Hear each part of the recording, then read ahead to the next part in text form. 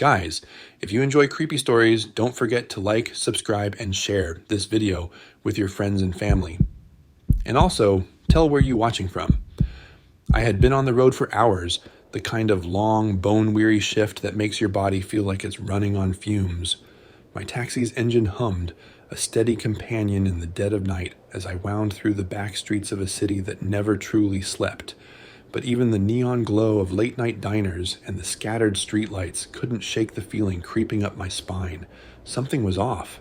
I was about to call it quits when the job request pinged on my screen. Cash fare. My instinct was to decline. End-of-the-night rides were rarely worth the trouble. But something made me hesitate. The pickup location was in a part of town I didn't usually frequent. Not exactly a bad area, just quiet. Too quiet for this hour. I took the job anyway. The address led me to a narrow, unmarked street wedged between two crumbling buildings, the kind of place people walked fast to get past, where silence wasn't peaceful, it was watching. My headlights sliced through the dark, landing on a figure standing stiffly at the curb. A woman, slight and still, dressed in a long coat that seemed too thin for the night air.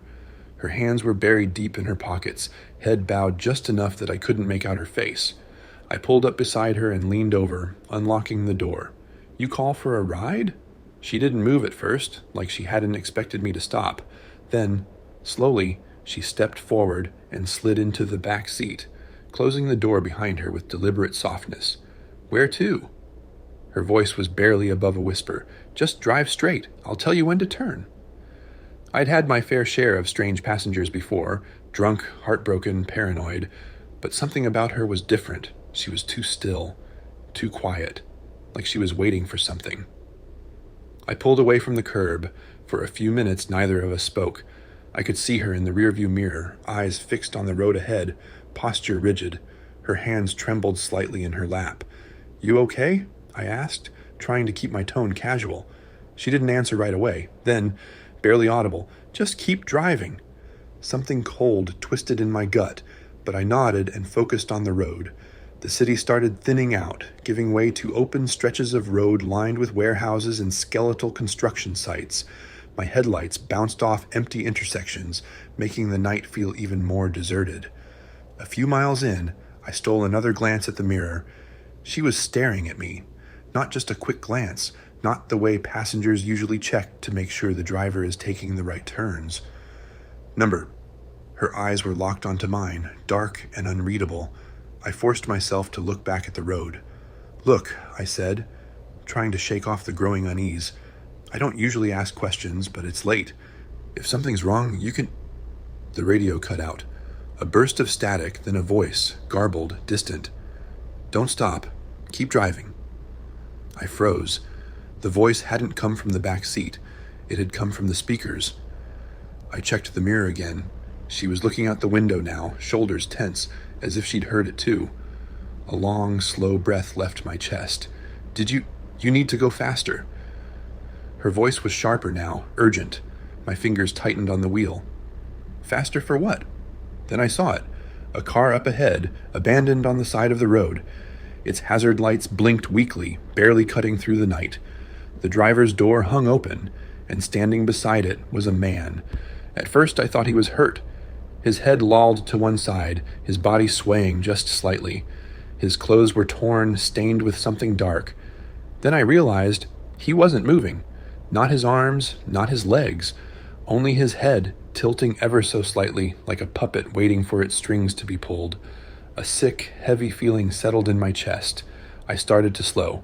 A hand shot forward, fingers ice cold as they gripped my wrist. "Don't stop." The urgency in her voice made something deep inside me lock up. My foot pressed down hard on the gas, and the car roared past the scene. My heartbeat thundered in my ears. I risked a glance in the rearview mirror. The man was gone, but standing in the road where he had been was her. The exact same woman staring at me, face blank and unreadable. I slammed the brakes. The tires screeched against the pavement, and my breath came fast, too fast.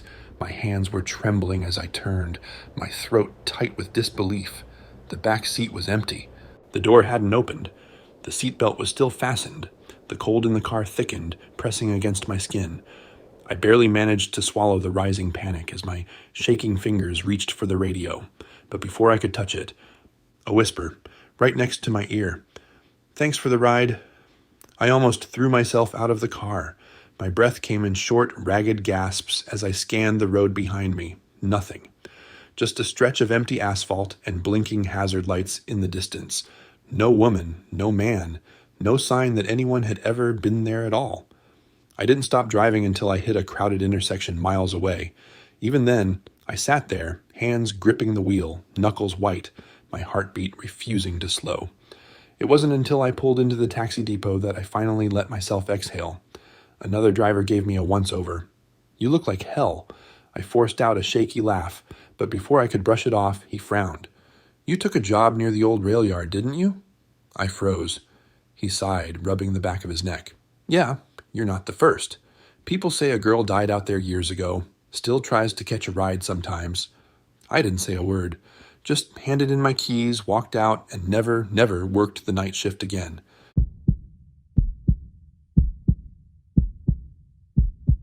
It was supposed to be my last gig of the night, the kind where you don't even think. You just go through the motions, grab the cash, and head home. But as I sat in my worn-out cab, staring at the blinking pickup request on my phone, something about it made my stomach twist. The location? Nowhere near the city center, deep in the old quarter where most buildings had been abandoned for years, a place where the streetlights flickered and people locked their doors early. I hesitated, my thumb hovering over decline. It was late. I was running on fumes, barely keeping my eyes open, the kind of tired that made the world blur at the edges. But the fare was good, too good. Triple the usual rate, paid up front. Easy money. I sighed, flicked on my meter, and pulled away from the curb. The streets grew narrower the farther I drove. Buildings pressed closer together, their brick facades dark and hollow. There were no pedestrians, no open shops, just the occasional rusted-out car left to rot. The GPS led me down a winding road that twisted in ways I didn't remember, like the city itself was shifting around me. I glanced at my phone. The signal flickered. Figures. Ahead, an old factory loomed at the end of the street. That was the pickup point. I pulled up beside the entrance, my headlights casting long shadows over the cracked pavement. The metal doors were rusted, barely holding onto their hinges. No lights inside, no movement. Just the faint sound of something creaking in the wind. I double-checked the request. Yep. Right address. I tapped the horn, just once. Nothing. Leaning over, I rolled down the passenger side window. "Hey, someone called for a ride?" Silence. The air felt heavy, charged, like a storm about to break. I gritted my teeth. Probably some drunk who'd passed out inside, too wasted to check their phone. I should leave. But that damn fare. I sighed and climbed out of the car. The cold bit into my skin as I approached the entrance, stepping carefully over shattered glass. Up close, the factory looked even worse, like something left behind after the world moved on. The doors were slightly ajar, revealing only darkness beyond. I hesitated. Then, from deep inside, I heard it. A voice. Software, barely above a whisper. "Over here." A chill crawled up my spine. I swallowed hard, forcing my voice to stay steady. "You the one who called the ride?" Silence. Then, "Yes." Something about the way they said it, flat, emotionless, set my nerves on edge. It wasn't the kind of response you'd expect from someone stranded in a place like this. I forced a chuckle. "All right, well, let's get going." No response. I clenched my fists. Screw this. I wasn't stepping into some pitch-black building for a ride that might not even be real. I turned back toward my car. And then the door creaked open. A figure stood in the shadows, tall, thin, clothes hanging loose over their frame like they hadn't eaten in weeks. Their face was wrong, the features stretched in ways that made my stomach churn. Their head tilted slightly, too far to the side, like their neck couldn't quite hold it up. I froze. My instincts screamed at me to run. Instead, I forced a tight-lipped smile.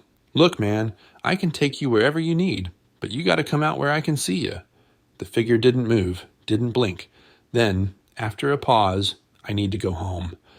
The words slithered through the air, sending a shiver down my spine. I licked my lips. "All right, Where's home?" The figure stepped forward, just enough for the dim light from my headlights to brush over them. Their skin was pale, almost grayish, their eyes hollow and glassy. Their lips barely moved as they spoke. "You know the way." A heavy silence settled between us. I didn't know why, but my throat felt dry. The road had been confusing, twisting, almost like, no. I shook the thought away, stepping back toward my car. "All right, get in." The figure moved slowly, deliberately, sliding into the back seat with an unnatural stillness. My skin prickled as I climbed into the driver's seat. The air inside the car felt different now, heavier. I glanced at the rearview mirror. The passenger sat rigid, staring straight ahead. Something inside me whispered, "Don't ask questions, just drive." So I did. The road stretched endlessly before us. My fingers gripped the wheel too tight as I tried to focus, but the silence pressed in. Every now and then, I glanced at the mirror. They hadn't moved, not an inch. I cleared my throat. "So, where exactly am I taking you?" A pause, then, "Home." I swallowed. "Right. But where is home?" The figure's lips barely parted. "You already know." I clenched my jaw, suppressing the urge to slam the brakes and tell them to get the hell out. But something kept me driving, like a force outside my control. Then I noticed something. The streets. They weren't right. Buildings I didn't recognize. Intersections that shouldn't exist. Signs in a language I couldn't read. It was my city, but it wasn't. I glanced at the GPS. No signal. I checked my phone's clock. No time, just a blank screen. I swallowed hard. "Hey man, I think we took a wrong turn." The passenger finally moved, just slightly, his head tilting even further to the side. "No." The word sent a bolt of fear through my gut. The road ahead stretched on, unbroken. No streetlights, no intersections, just more road. I checked the gas gauge, full. I hadn't filled up all day. My pulse hammered. My breath came short. The car, my own car, felt foreign now, the buttons and dials wrong under my fingers. I pressed the brakes. The pedal sank, but the car didn't slow down. A choked breath escaped me. "What the hell is this?" The figure in the back seat slowly turned to look at me. For the first time, I saw their reflection in the mirror. It wasn't human. The face was hollowed out, the skin stretched too tight over jagged bone. Its mouth curled into something that almost resembled a grin. "We're almost there." I couldn't breathe, couldn't think. The road ahead twisted, bending in ways that made no sense. The buildings turned to shadows, melting into the darkness. I slammed my hands against the wheel, trying to turn, but the car wouldn't budge from its path. And then, just as I felt my mind unravel, the world snapped. I gasped, sucking in air like a drowning man breaking the surface. My hands were clutching the wheel so tightly my knuckles had gone white. I was parked, right back where I started. The old factory loomed beside me. The door was shut. The street was empty. My car's engine hummed softly like it had never moved. The back seat? Empty. Only one thing remained, a single, crumpled bill on the seat. Faded, torn at the edges, and far, far older than any currency I had ever seen. I didn't touch it, didn't even breathe, just put the car in drive and left, without looking back. And as I sped away, I swore I heard it. A whisper. "Thank you for taking me home."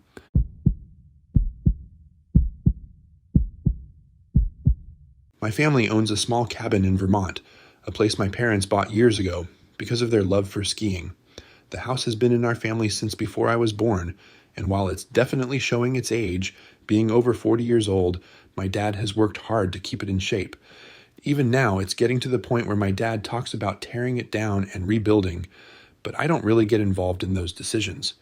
This story takes place about 15 years ago when I was 8, and my older sister Emily was 11. We were up at the cabin during a heavy blizzard, the kind where the snow just keeps falling, covering everything in a thick white blanket. Of course, Emily and I couldn't resist going outside to play. Our property was the perfect playground, wide open with dense woods surrounding it. A dead-end road led downhill to a few other large, mostly unoccupied cabins.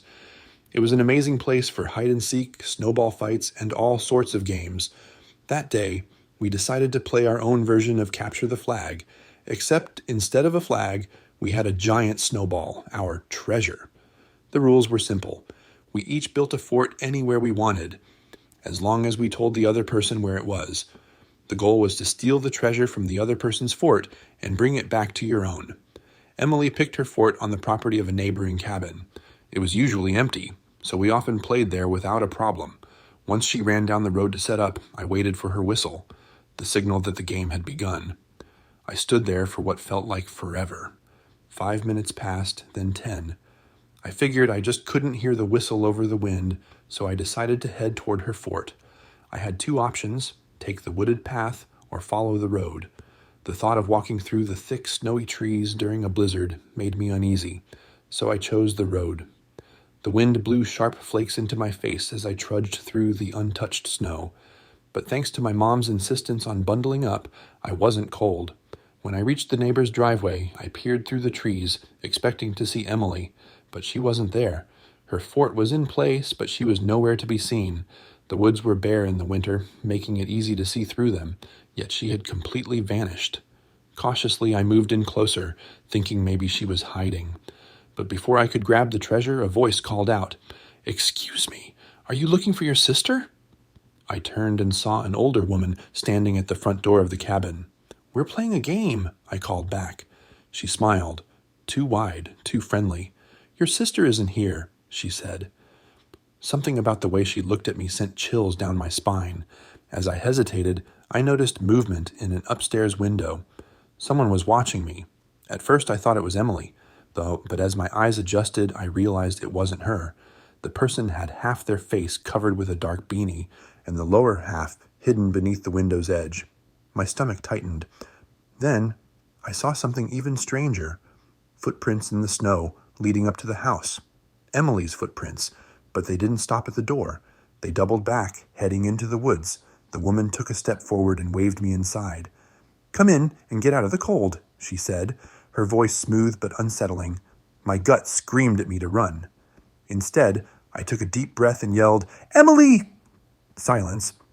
The woman's smile faded. She hadn't expected me to do that. Suddenly, I heard heavy footsteps inside the house, moving fast, coming down the stairs. That was all I needed. I turned and ran as fast as I could, sprinting toward the road. Behind me, the woman shouted something, but I didn't stop to listen. I only glanced back once, just in time to see that the figure in the upstairs window was gone. As I neared our cabin, I heard my dad's familiar whistle, the one he used to call us home for dinner. Relief flooded me. When I reached our driveway, my dad and Emily were already there, looking worried. Before I could even catch my breath, Emily started talking fast. "There were people in the neighbor's cabin. They told me to come inside."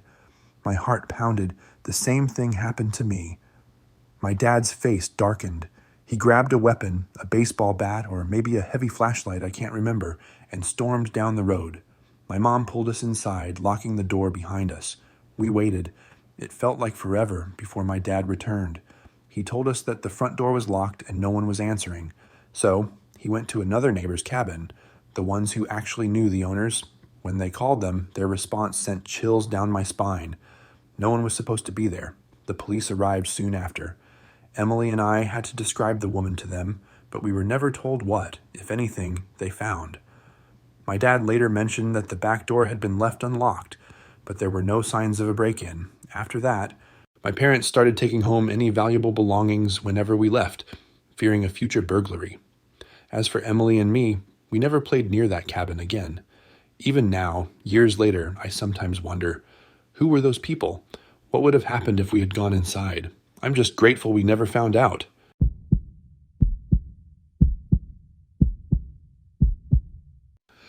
I never liked visiting my uncle's old motel. It was one of those roadside places people only stopped at when they were too tired to keep driving. Tiny rooms, flickering neon sign, and an office that smelled like stale coffee and dust. My parents insisted it was a good place to get away from the city, but I always felt uneasy there. Something about it just wasn't right. When I was 12, my cousin Leo and I spent a summer at the motel while our parents helped my uncle renovate.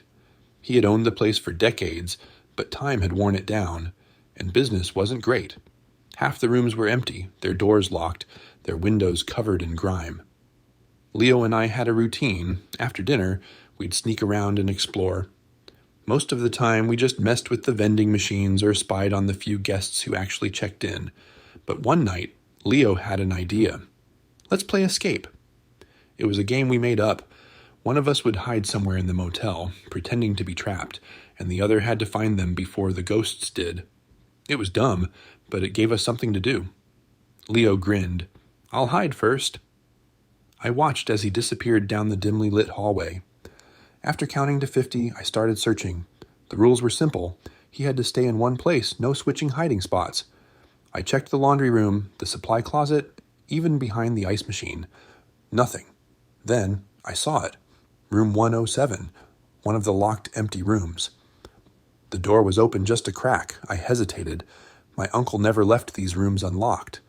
Leo? I whispered. No answer. I pushed the door open wider. The room was dark, the air thick with a smell like old wallpaper and something else, something sour. A single chair sat in the center of the room facing the window. The bed was missing its sheets, the mattress bare and stained. Then I heard it. A voice, soft, shaky. Are you looking for your cousin? My breath caught in my throat. In the dim light, I saw her, a woman standing near the bathroom door, her hands clasped in front of her. She looked wrong. Her clothes were too big, like they belonged to someone else, and her smile was too wide, too forced. My pulse hammered. I took a step back. We're just playing a game. Her smile didn't change. He's not here. Behind her, in the bathroom mirror, I saw something else. A shape. Someone standing just out of sight. I bolted. I ran down the hall, nearly slipping on the worn-out carpet. As I rounded the corner, I crashed right into Leo. His eyes were wide. We need to go, now. I didn't ask why. We sprinted back to the office, where my uncle and our parents were talking. Gasping for breath, we tried to explain. The open room. The woman. The person in the mirror. My uncle's face darkened. He grabbed his keys and stormed toward the hallway. When he came back 10 minutes later, he just shook his head. The door was locked, he said. Room's been empty for years. Leo and I never played escape again, and we never went near room 107. To this day, I wonder, who was she? And who was watching from the mirror? Leo and I never played escape again, and we never went near room 107. To this day, I wonder, if the room was locked, how did she get in? Or worse, how did she get out? These were today's 4 terrifying winter stories. Which one did you find the scariest? Let us know in the comments. If you enjoyed these stories, make sure to like and share. Stay tuned for tomorrow's video with more chilling tales.